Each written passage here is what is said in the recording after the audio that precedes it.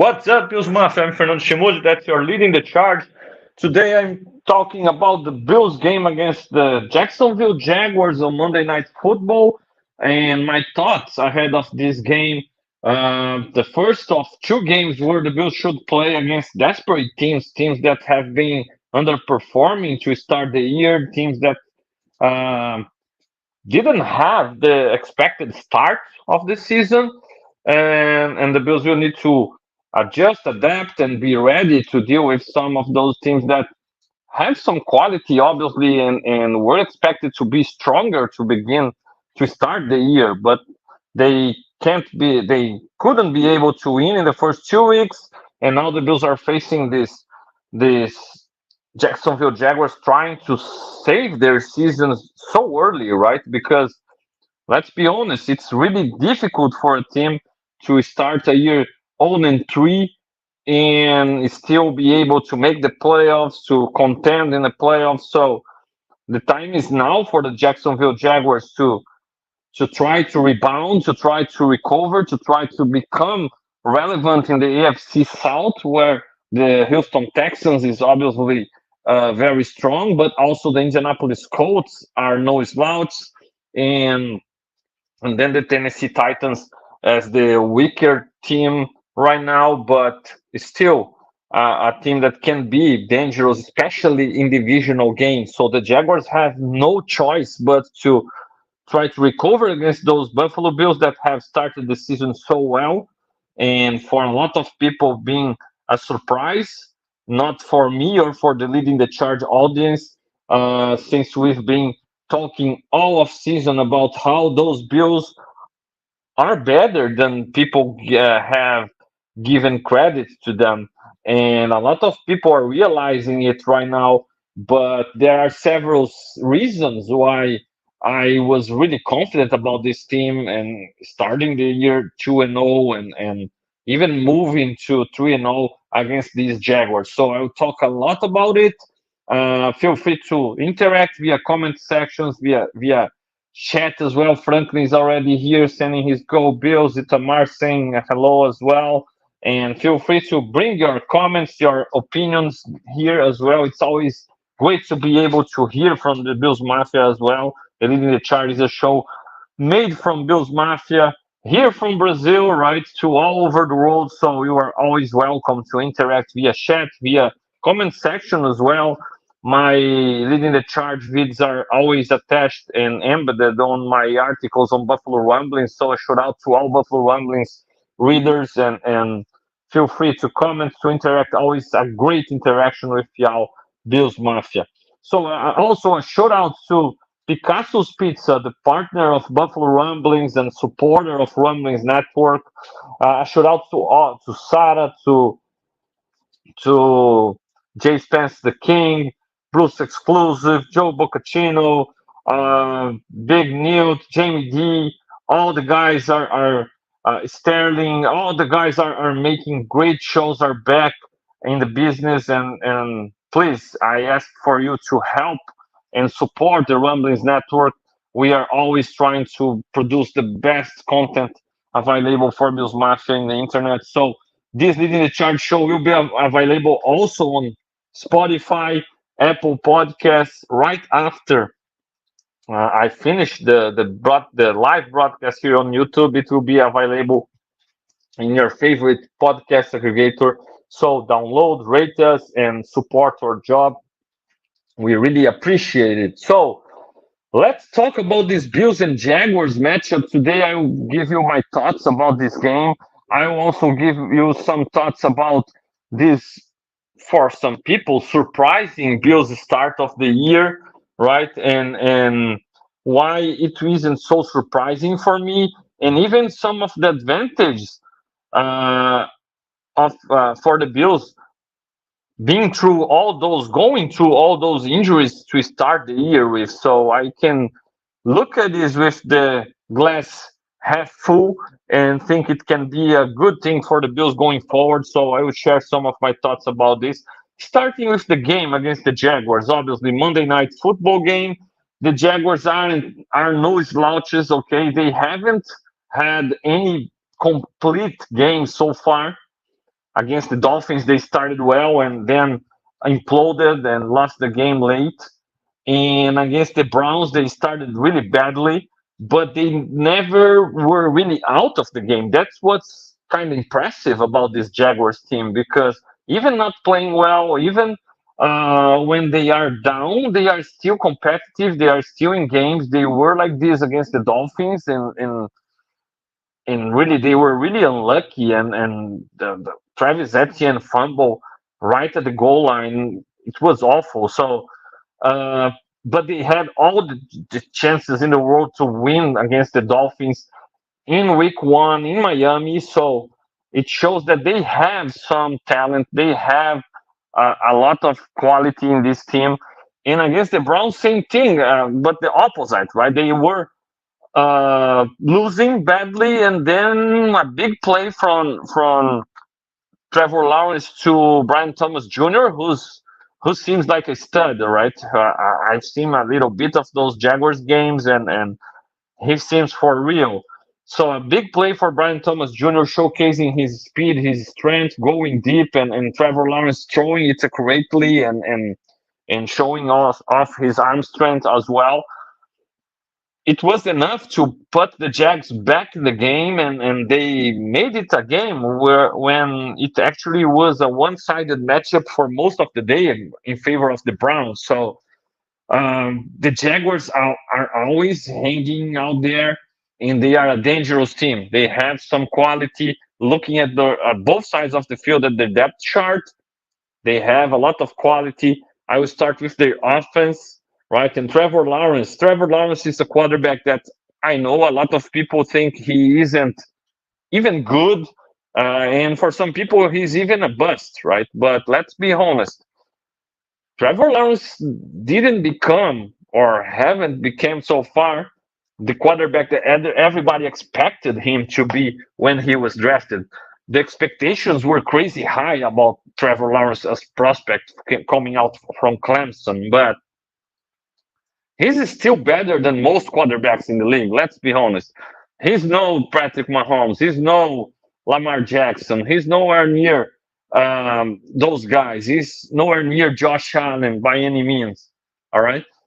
But he's better than most quarterbacks in the league for sure. I'd take Trevor Lawrence over Tua 100%. And I will go further. I think Justin Herbert has so much hype about him, but I don't know if I don't know if I'd take Herbert over Trevor Lawrence. It can be crazy talk for some people, but even in their matchup head to head, Herbert was leading a team with a big advantage against those same Jacksonville Jaguars led by Trevor Lawrence. Lawrence throwing a lot of picks, doing his best Peterman personification against those Chargers in the playoffs. And dude was able to come out in the second half and recover and win the game with the Jaguars. So it was one game, but overall, I think Trevor Lawrence can play really well. He won't be most of the time exceptional as we see Josh Allen all the time, or the other guys I mentioned sometimes, like Mahomes, Burrow, Lamar Jackson. But I think he's steady when he has good protection.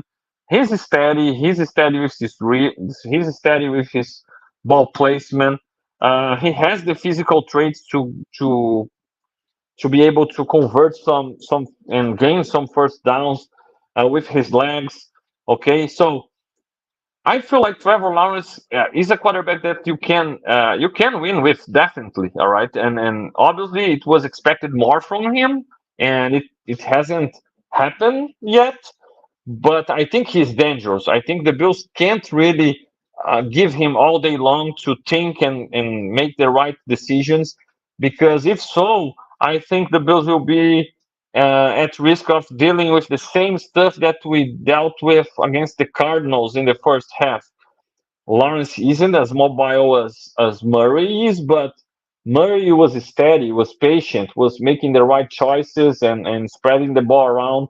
I think if the Bills choose to, and I think the Bills will choose to start at least to start the game with playing soft zones, rushing just four, giving Trevor Lawrence some time to think and to make the reads and make the right decisions. I don't see Trevor Lawrence being uh, impatient as we saw Tua in our last game. I think Trevor Lawrence can do more what Murray did instead of what um, Tua was last week. I think he'll be patient enough. He'll make the right decisions. He'll find open men, and he might be able to punish the Bills' soft zones if he has time to make his reads. Um,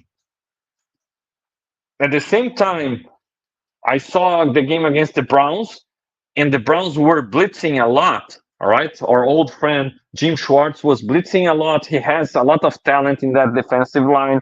They were killing their offensive line. The pass rush was getting home.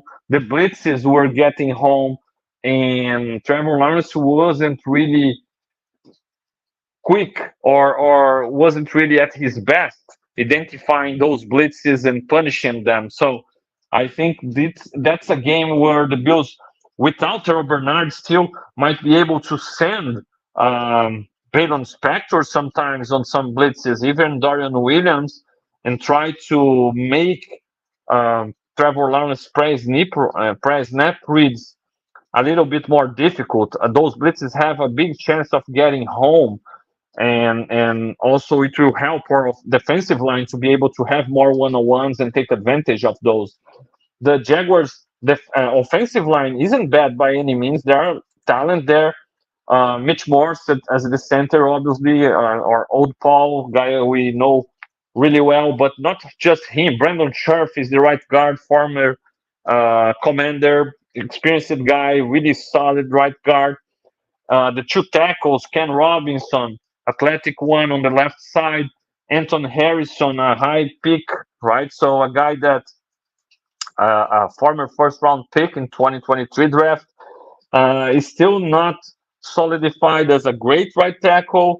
The Browns were able to take some advantage out of him, and I'm looking forward to a matchup on the left side. Von Miller and even Greg Rousseau take advantage of those matchups against Harrison and throwing a lot over him. The Jaguars will need to help him there.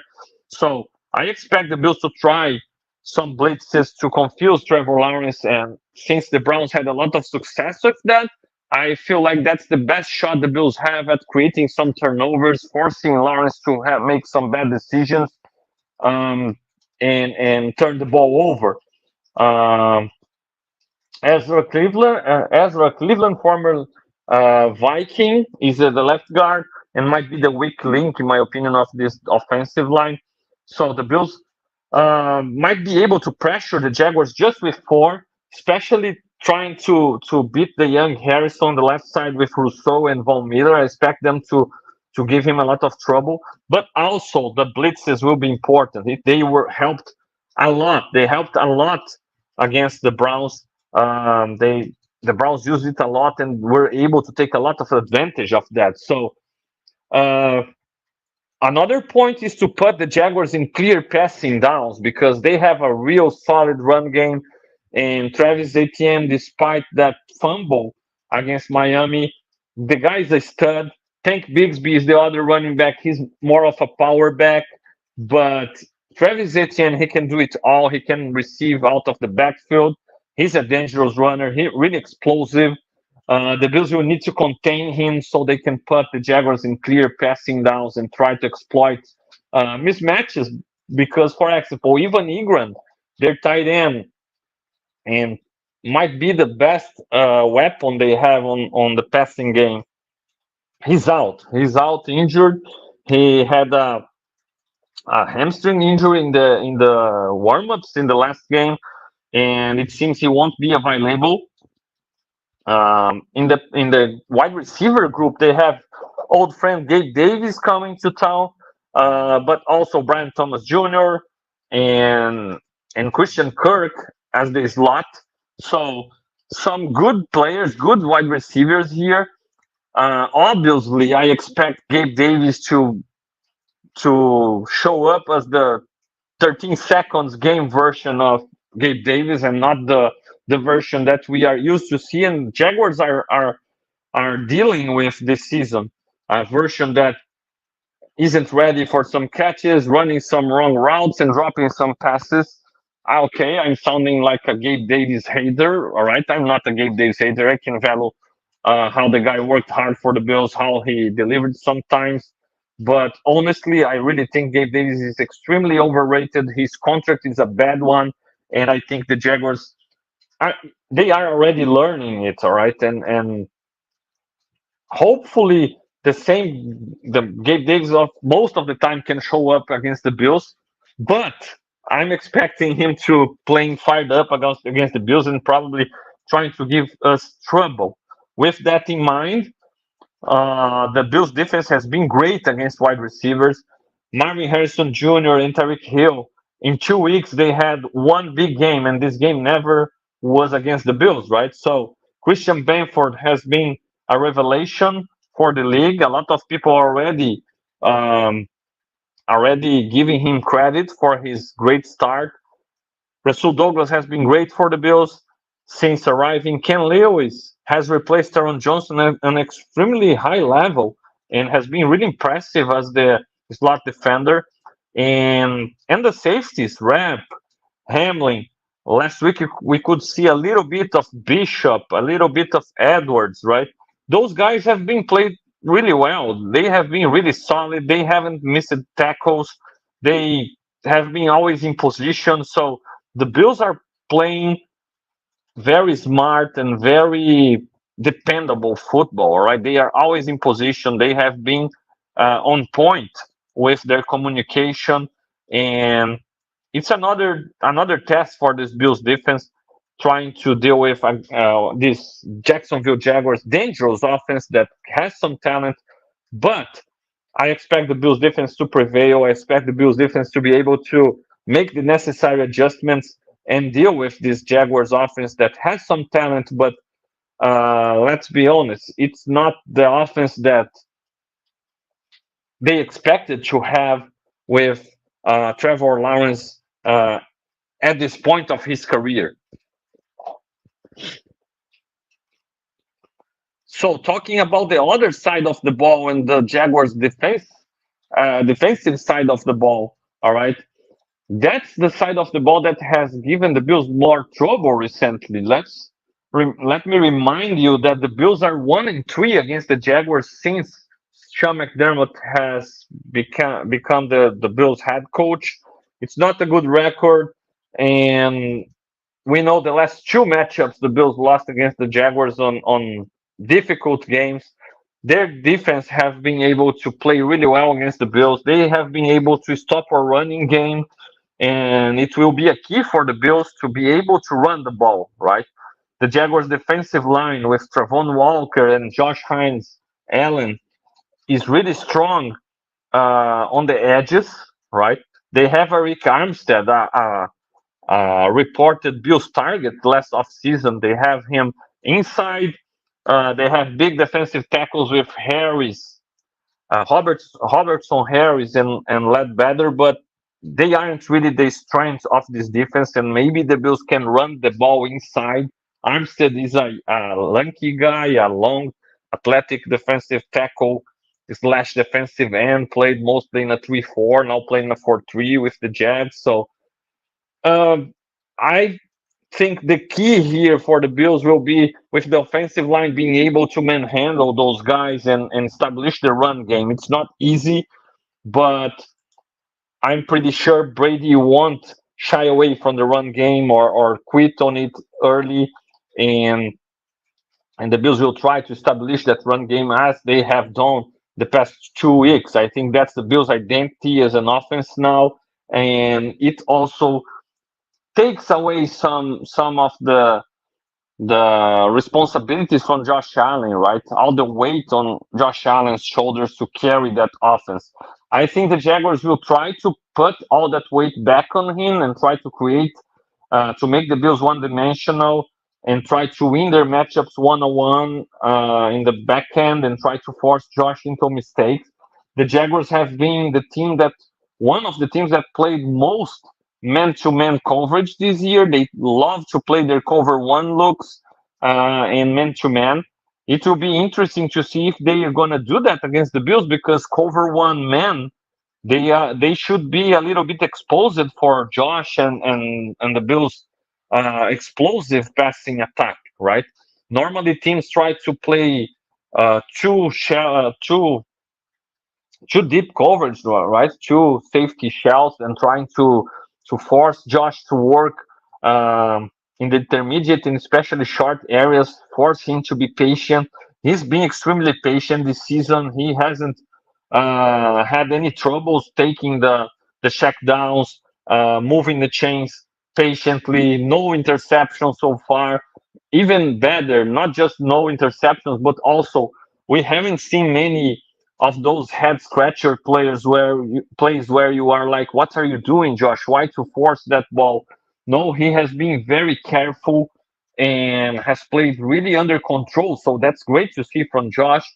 And against the Jags, if they pick to play cover one mostly and man coverage, it will be a nice test to see this Bills passing attack that is built actually for facing zone coverage and especially two deep high looks, trying to punish, find spaces through those zone coverage and move the chains. 101, it will demand some of the guys to step up, some of the weapons to step up and beat their man and get open. So, looking forward to watching Khalil Shakir trying to do so. Looking forward to seeing Kincaid becoming a mismatch in this kind of situation, facing man, because a linebacker can't keep up with Kincaid, and a defensive back will be too small as well. So those are the mismatches that Josh should be able to take advantage of. Looking forward to maybe some shot plays to Marquez Valdez-Scantling. The Bills haven't been able to connect yet, but against cover one man, the opportunity will be there. So looking forward to Josh trying to connect a deep shot again with Marcus Valdez-Scantling, or even Curtis Samuel, who hasn't had a big role in this offense so far, but he has the speed, right? I think the turf toe that he suffered during preseason is still the Bills. If it's not still bothering him, the Bills are being really the Bills are sorry, the Bills are being really um, patient and trying to avoid him to injure it again. So looking forward to maybe a little bit more Curtis Samuel in the playbook, trying to move him around and create mismatches and trying to exploit those man coverage, right?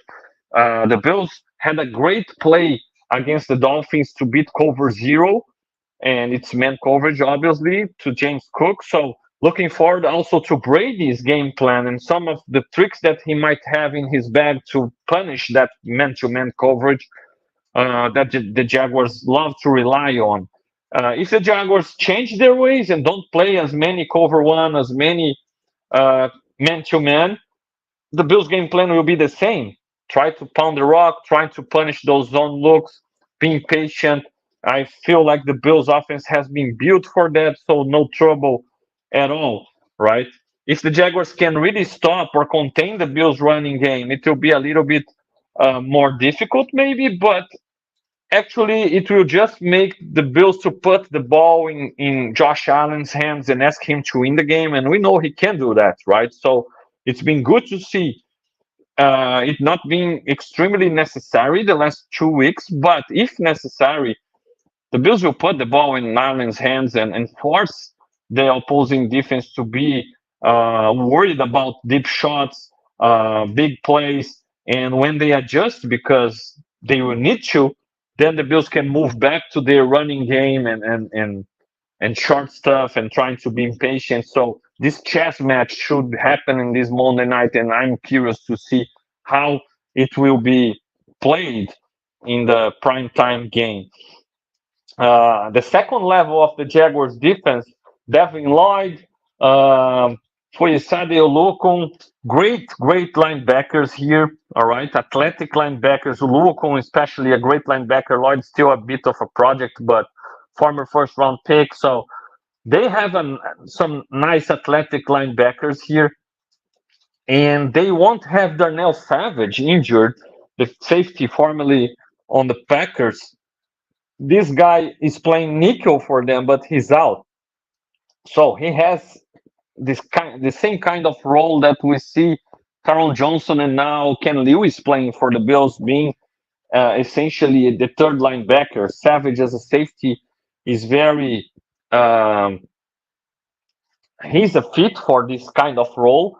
But without him, Jaron Jones is listed as his backup as a nickel corner. Not so sure if he can play at the same level as Savage do, and then Savage does. Sorry, and then in the secondary, the old pal Ronald Darby, right, playing corner. They don't have Tyson Campbell. Their best cornerback is out. A long guy, athletic guy, he's out. And then they have Darby, who isn't a kid anymore, veteran already. Um, they have Monteric Brown playing opposite to him. Um, it's a pretty small group with Trey Flowers as a backup, also in the safeties, Andre Cisco and Antonio Johnson. So those are the guys the Bills will try to exploit. And I feel like that's a huge test, but a huge opportunity as well for guys like Keon Coleman to have some one-on-one opportunities and trying to get open against man coverage, trying to win some contested catches one-on-one on the boundary against man coverage. All right. So Mac Hollins with his big body trying to body those guys away. Curtis Samuel with speed. Shakir with his good route running. So the Bills have some pieces. Even James Cook coming out of the backfield. So the Bills have the pieces to try to challenge those man coverage by the Jaguars. And I feel confident the Bills will be able to test not just the Jags coverages, but test their own guys and see which ones will step up in this kind of situation and give Josh the best mismatches so he can exploit. So really looking forward to this matchup because it seems it will be a kind of different matchup for the Bills compared to what happened against the Cardinals, against the Dolphins. But also feeling confident, even if the Jaguars can kind of contain a run game. I don't know if they'll be able to, but they have succeeded recently doing so. I feel comfortable the Bills can beat those covers with those man covers by the Jaguars, running a lot of crossers, right?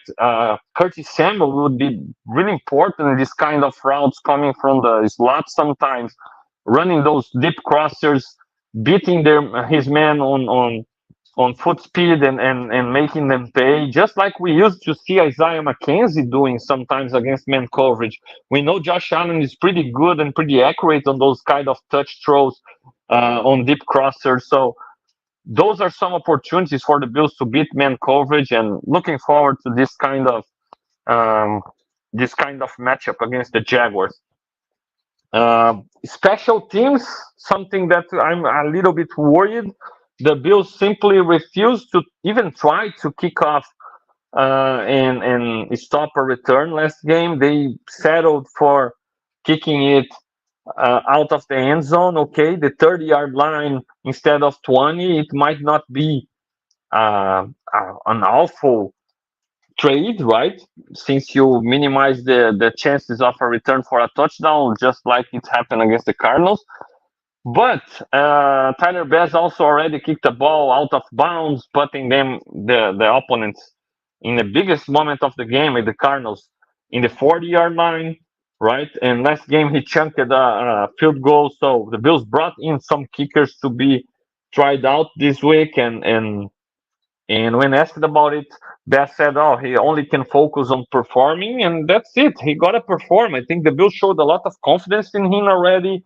All of season, they never brought in a kicker or a competition for Bass, but he got to show that he deserves all this confidence because every game he's made a mistake, a bad mistake that could have cost us. Right, week one, the kickoff out of bounds right before a potential game-winning drive for the Cardinals, and last week, bad missed field goal inside the 40 or almost 40-yard field goal, where he really shanked it badly, and luckily the Bills weren't in need of those points at that moment in the game.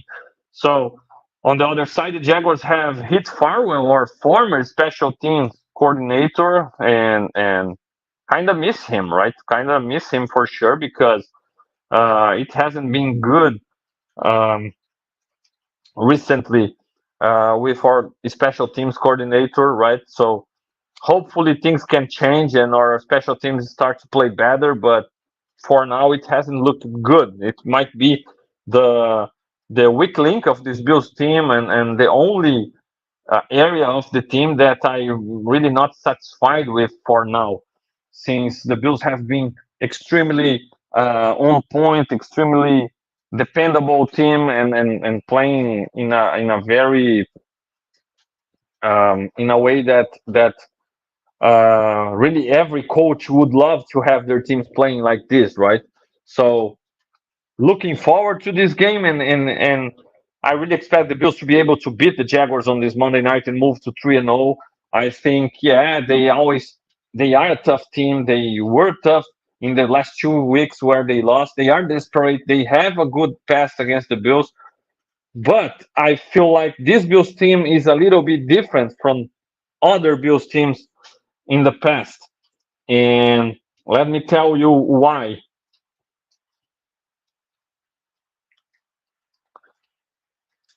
I think like in the last few years, the Bills were obviously closing a window with a group of veteran players like Stephon Diggs, Davis White, Micah Hyde, Jordan Poyer, Mitch Morse, and several others, right?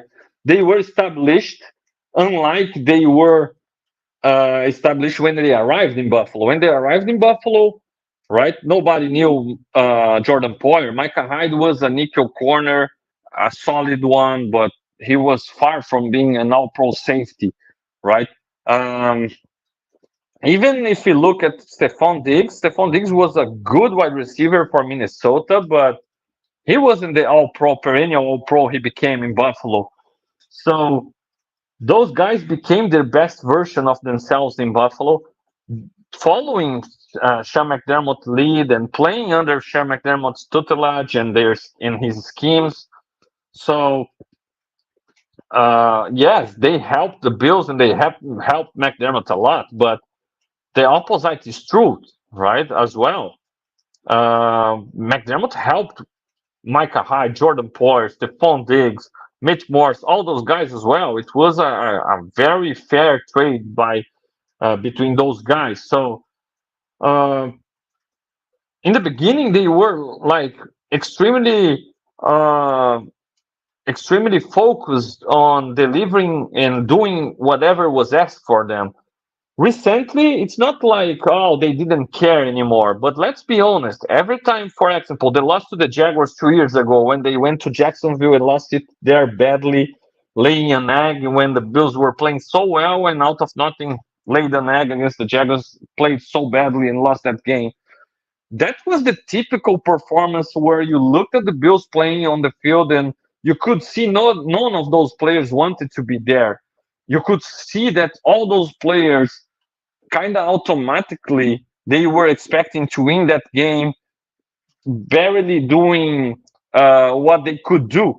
And this kind of game, it doesn't exist in NFL. You gotta play hard. You gotta play at your best all the time. There are no easy games in the NFL if you don't make that game become easy, right? And it's normal. It's pretty normal to veteran Micah Hyde, veteran Jordan Poyer, veteran Stephon Diggs, to those guys when they see their names every time being mentioned among the best in the league, all pros. It's natural for those guys to kind of relax a little bit, right? To kind of believe they can simply show up and they will make plays because they are the all pro versions of themselves. And that's really dangerous. And I feel like last season, for example, the bad start, it wasn't just because of this kind of behavior, right? Not just this. Obviously, we had trouble with a lot of people think Dorsey had a lot to do with that, and he was fired. Yeah, but a lot of problems on in our defense side of the ball as well. A lot of problems in special teams. We were always playing good on one side of the ball but bad in the other side, never playing complementary football. So I feel like with this new group of players, we don't have yet an all pro in the secondary, for example, excluding Taron Johnson, obviously, who I consider more a part of the second level of the defense with the linebackers than exactly a secondary piece, but still, he's not playing. So we don't have in this group an all pro player right now. But with what we've seen so far early in the year, it's not a stretch to think that Christian Benford can be named an all pro at the end of the season. If he continues to play like this, he will be there in the conversation, right? Even Rasul Douglas, same thing. So by the season's end, I've been on record saying this. People were talking too much about the guys that Bills lost, but by the year's end, we'll have new stars emerging in this team because that's a winning team. That's a winning head coach in regular season, right? We can change the conversation in playoffs, sure, it's fair, but regular season football, only the Chiefs have won more games than the Bills since McDermott has arrived, right? So that's a winning head coach in regular season. That's a team that plays winning football in regular season. And when you have a winning team, you have superstars surging in this team, right? People will want to name new superstars in the winning team. They won't look for a superstar in a team that lost most of the games, right? So new superstars will surge, will emerge in this team, and Christian Benford is a perfect example of that. If the Bills continue to play like this, if he continues to keep on this very same level for all season long, he'll be a no pro. He will be a pro bowler for sure.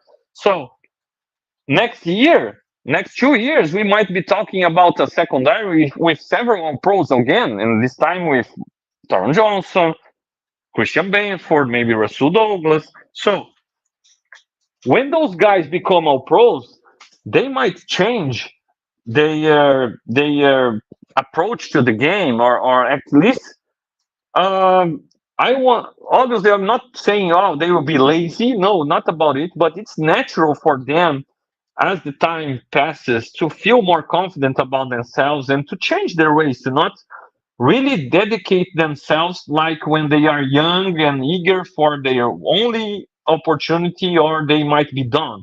We know that Christian Benford, he's in his third year now, obviously as a starter, but if he didn't take advantage of that, he wouldn't even be in the roster anymore, right?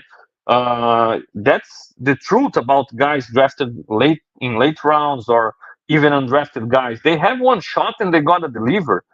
We know that Terrell Bernard was extremely ready for his opportunity last season to replace Terrell Edmonds. And right now, I expect a really eager and ready Braylon Spector trying to replace Terrell Bernard the same way. I don't expect Spector to be as good as Bernard. I don't think he has it in him, but I think he will be very prepared. He will be very fundamentally sound. He will be communicating. He will be on point with the calls, with where he gotta be. Obviously, mistakes can happen. Terrell Bernard makes mistakes as well, but Spector knows it's his only shot, right? If he doesn't deliver, he already delivered a good performance last week. But if he doesn't deliver, Morrow is there ready to take over. Buffalo Joe wants an opportunity, right? So the same thing I'm talking about Spector already happened with Taylor Rapp, Damar Hamlin, right? Ken Lewis coming in from Taron Johnson and playing lights out. So all those guys are playing smart football. All those guys are extremely ready. They've been working hard under McDermott, under Babbage, expecting for those opportunities. And now they have their only shot. They are trying their best to be able to take advantage of that, and they have been able to do so. So the Bills have a winning head coach, winning coordinators, winning scheme in the building, at least talking regular season, right? So they have it. They have a superstar quarterback that when things go wrong, he can take over and deliver, right? So all that those players have to do, and we are talking about NFL players who have been in the building for some years now. They've been developed not just mentally and technically, but also physically. So those guys are ready to step up and do a good job, right? And that's what they have done. They have done a good job. If we isolate every piece, we might not have superstars, but playing together in the schemes, in McDermott's schemes, communicating well and executing on point without making mistakes, they play winning football. And that's what the Bills have done, and that's what have led the Bills to this 2-0 record, and that's what I believe will lead the Bills to a winning record. My projection for the Bills was 12 wins, right? I believe best case scenario 13 wins, worst case scenario 11 wins. Obviously, when I say worst case scenario, with all going right, no big time injuries and things like that. So 12 wins for this team, I think, is totally achievable because of the things I've told you. I think this is a good group of players, well developed, well coached. The schemes are really good for regular season at least. Sean McDermott might not prove yet that he can beat Andy Reid in the playoffs, but he has proved that he can beat a lot of people during regular season and lead the Bills to winning records as he has done every week, every season but one, right? As the Bills head coach. So I really believe the Bills will be able to stay in every game. The Bills have the longest streak of games not losing by more than 6 or 7 points, right? So the Bills will be in every game, and if you are in every game, having Josh Allen, you have a big time shot of winning that game. We know how clutch Josh is. We know how awesome he's been on fourth quarters, right? We could see McDermott changing his approach late in the games when calling the defense, and now Babbage calling the defense as well. They have been more aggressive and they've been able to close some games with their defense. It's a great development for the Bills. So I really love what I've been seeing for this team so far and how our players have developed and all those guys are good NFL players already. The Bills don't have those liability players that we used to see back in the drought years, right? We have guys that can really come in and play and they will earn some contracts just like Tyrell Dodson did with the Seahawks. So the Bills have a very high floor established with their schemes and how well prepared their players are for coming in and playing disciplined brand of football. And then we don't have many superstars that can take over a game, but we have Josh Allen on the offense that can do that. We have a running game that has been able to deliver every week, right? And in the defensive side of the ball, things are looking better with Greg Rousseau developing, Von Miller again showing able to close games. So Ed Oliver as well, the defensive line has some of those dudes, and in the back end, some new stars emerging. I love what I've seen so far, and again, I really believe by the season's end, by the year's end, we'll look at this roster and okay, the Shakir that I saw before the season isn't the same Shakir we see right now, right? It changed already last season with him, and this year I think we are ready for another jump. Okay, the Christian Benford, the way I saw him before the season, nah, now the guy is a Pro Bowler. Now the guy is an All Pro, right? And the same thing with other players. So that's great, great, great to see. And to close it out, right? Um, the best advantage of dealing with all those injuries and all those difficulties early in the year is that it's really early, right? The Bills have 2 wins. We hope they can move to 3-0 and then take on the Baltimore Ravens that is already 0-2 and desperate. So the Bills are missing obviously Bernard, Taron, Matt Milano, but hopefully those injuries stop at some point, right? Hopefully, we can go to the last part of the season without dealing with so many injuries And ideally, we enter the playoffs with our superstar players back in the lineup, healthy, um, and not just those guys back in the lineup and healthy, but also with options. Because let's be honest, Matt Milano, for example, the guy is coming back later in the year. We don't know for sure how good he will look because he was already coming back from a difficult injury, a difficult leg injury, right? So how good it is to have Dorian Williams with an entire season of experience playing in his place and ready, or to continue playing over Milano until he really proves he's back at his best level, or ready to enter the game in case you need to Matt Milano to you put Matt Milano back in the lineup and you see he isn't really ready or he isn't at his best. So how good it is to have a guy like Dorian Williams already with a lot of snaps under his belt and ready to contribute, right? Same thing with Taron Johnson. I hope and I expect him to be back way earlier than Milano, right? And obviously, the moment he's ready to be back, we're talking about our all pro nickel corner. But how good it is to have Ken Lewis totally ready to come in confidently, right? In case you need him to replace Taron Johnson. And how good it is to have Ken Lewis to come in dime package, right? We have Ingram now playing dime package, but how good it is to have Ken Lewis ready to come in, and then you have Bernard in the middle, and then Tyrone, Ken Lewis, and our corners and safeties. It's a great pass defense, right? A great backfield. So there is a really a real advantage of playing the Spectors, the Lewises, the Ingrams of the world right now, the Hamlins. The Amar Hamlin is starter, and he's playing really solid football right now. Maybe Bishop starts to get some snaps, and by the season's end, Bishop is a better option at safety. But how good it is to have Hamlin ready and with real experience playing as a starter and playing well so he can step in confidently and perform, right? We saw against the Chiefs last season how tough it was. We lost Bernard, we didn't have Milano, we had to rely on AJ Klein coming from his couch.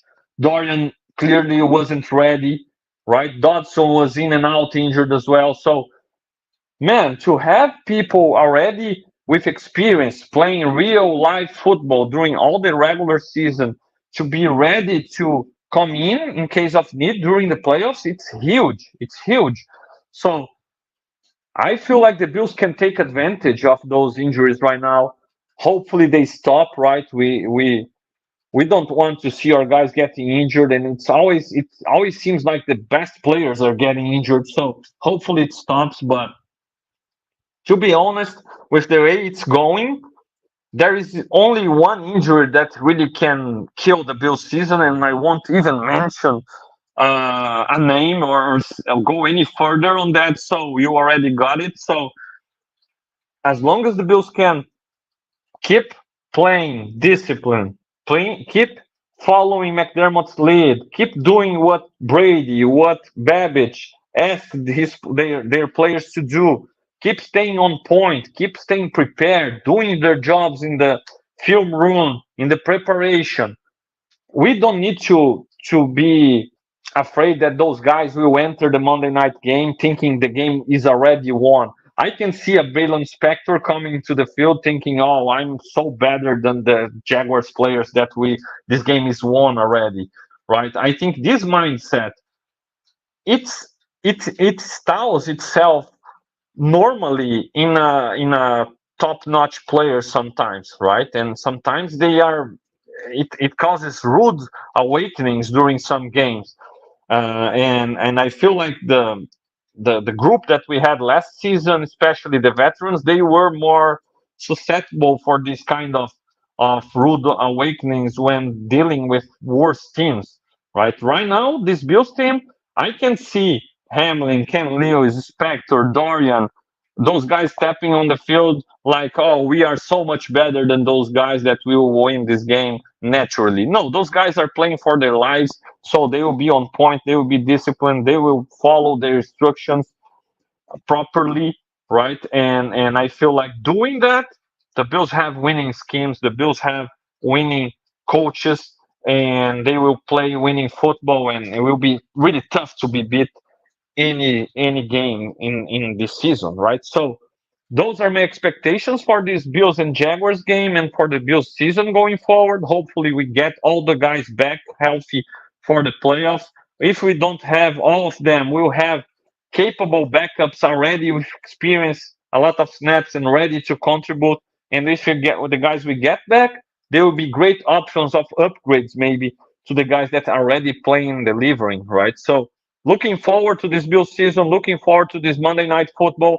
A great opportunity for the Bills to not just move to 3-0, but also start eliminating potential trouble in the playoffs, right? Because let's be honest, if we go to the playoffs as a seed one and the Jaguars get in the playoffs, with the recent past we've had against the Jaguars, and if we lose on Monday again, I don't think a lot of people in the Bills Mafia would be happy to face the Jaguars in the playoffs after losing three consecutive games to them, right?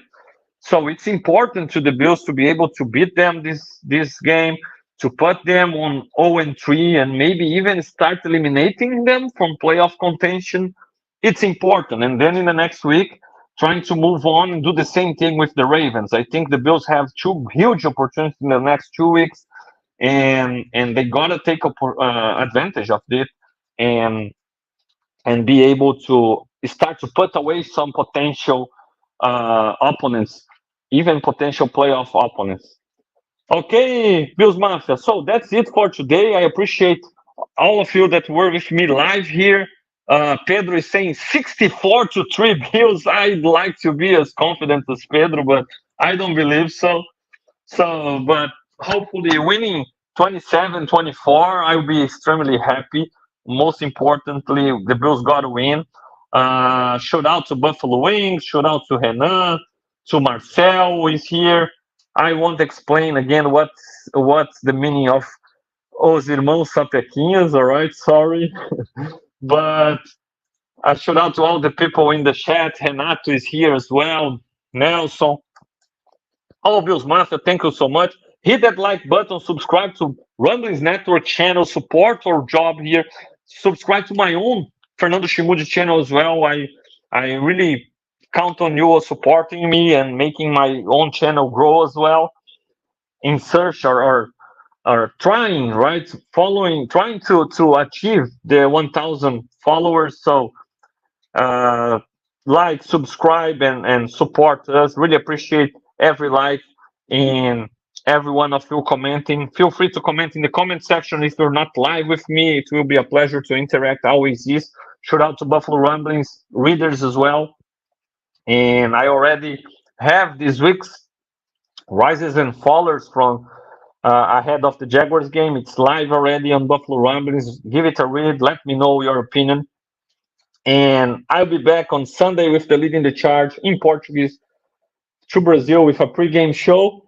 And also, I will have a special live event for all the collaborators of my own channel today still, or tomorrow. We're still talking to the guys in the group. So thank you so much, Bills Mafia. Hit that like button, support us, and I really appreciate you taking your time. See you around, and go Bills.